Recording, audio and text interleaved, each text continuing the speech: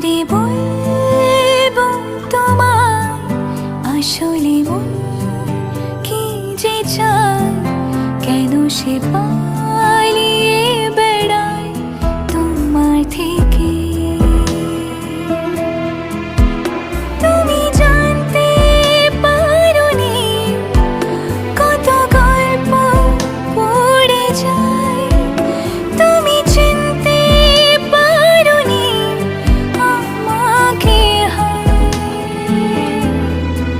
কি করে বলবো তোমায় আসলে মন কি যে চায়, কেন সে